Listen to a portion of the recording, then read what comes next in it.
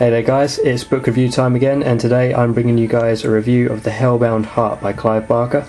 Now, The Hellbound Heart was originally published as part of a compilation of novellas and short stories called Night Visions 3, I believe. It was recently republished as a standalone after the success of the movie Hellraiser, of which this book is obviously the basis. So The Hellbound Heart is a pretty decent book. Like I said, it doesn't matter if you've seen the movie Hellraiser, this won't take away anything from the movie, and the movie doesn't take away anything from the book, because they're totally different forms in their own right. There's certain things that would change. Clive Barker did change quite a lot, so don't be assuaged by it if you've seen the movie Hellraiser, because you are still really going to enjoy this book. You'll probably enjoy this book a lot more than you enjoyed the movie, and that picture is really inaccurate because Pinhead isn't really in the book as he is, but it's not the Pinhead we all know and love. It's really just a silent Cenobite with like a female raspy sort of voice. So it's not the Pinhead we know and love, but that's a good thing, because the Cenobites in this book are totally different to how they were in the movie, which I liked because I wasn't expecting, Chatterer and Butterball and all the rest of them to come through. So, why am I pausing like this? Let's just get on with the plot. So The Hellbound Heart follows a man named Frank Cotton, who is literally in pursuit of the ultimate experience and pleasure, and he's a man who's literally exhausted all possible resources for pleasure that the world has to offer, and now he's looking to turn to the supernatural. And what happens is he's travelling the world basically because he's got criminal records and stuff like that, and criminal connections elsewhere, so he's doing odd jobs here and there in his pursuit for the ultimate experience and pleasure. And he happens upon a man called Kircher in Germany, and Kircher sells him the Lament configuration, or Lamarchan's box as it's known as. And the Lamarchan's box is basically, it's a puzzle box which serves as a device to open doorways to another dimension. It works in a manner reminiscent of a Rubik's Cube. Twist aside, something happens. If you get closer and closer, you'll open a doorway to another dimension, and from that dimension you'll summon the Cenobites. And the Cenobites are basically these theologians of the Order of the Gash, who are supposedly timeless experts in delivering experiences beyond the temptations of the flesh. Like, they can give you an experience that the human threshold simply can't withstand. They can take you beyond the limits, if you like, which is exactly what Frank wants. The only problem is, by definition, the Cenobites see pleasure and pain as an inseparable thing. Some people misconstrued by the film. They assume that the Cenobites hooked Frank and ripped into pieces as they did in the movie. But in the book it's actually really clever, because it's more like sensory overload, and it goes into a lot of detail and a lot of depth as to what's going on, so you feel for Frank, really, in a way.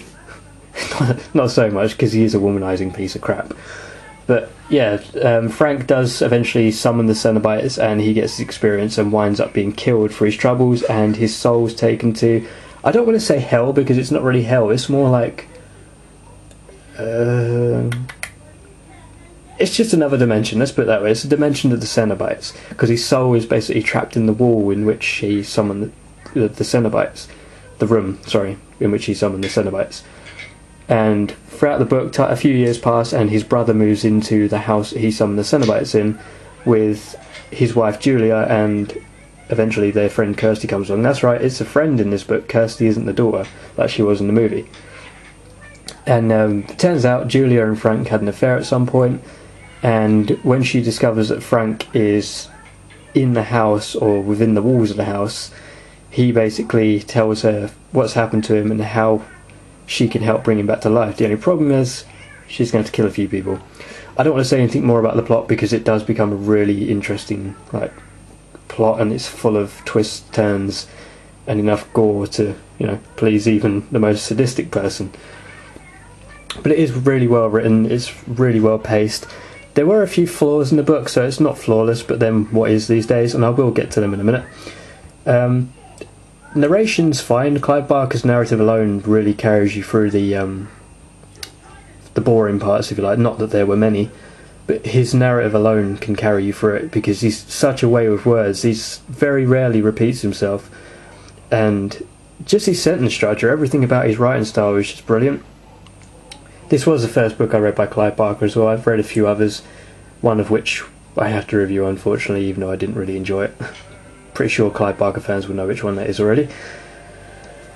But yeah, The Hellbound Heart was a brilliant start. And if you're new to Clive Barker, or you want to get into Clive Barker, even if you've seen the movie Hellraiser, definitely start with this one. It is only 128 pages. These ones here are excerpts of a Magica, funnily enough. The Hellbound Heart finishes quite early on. I believe that other editions are actually shorter than mine. It's just that this one's... Jesus Christ.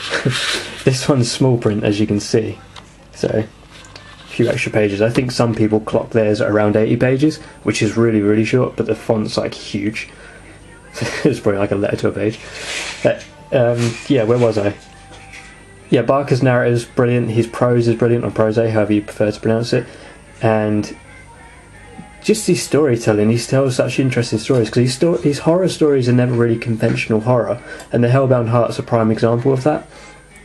Like, Frank is essentially the main villain of the book. The Cenobites, despite being like hideously mutilated, and you know, the descriptions are really vivid, so you get a really clear image of what these things look like, and they are not pretty. But yeah, they're actually just side characters, because they can only really do what they're assigned to do, which is they're pretty much called from the box, and they're there to offer their services. That's pretty much all they do. So the Cenobites are really just side characters. They sort of become bounty hunters later on, but I'm not going to spoil that. So Frank is really the main villain, and that's one of the things I really loved about this book, the idea that the monster, just because they're evil, isn't really the villain. You know, the evil is really in the human heart, and the human... what's the word I'm looking for?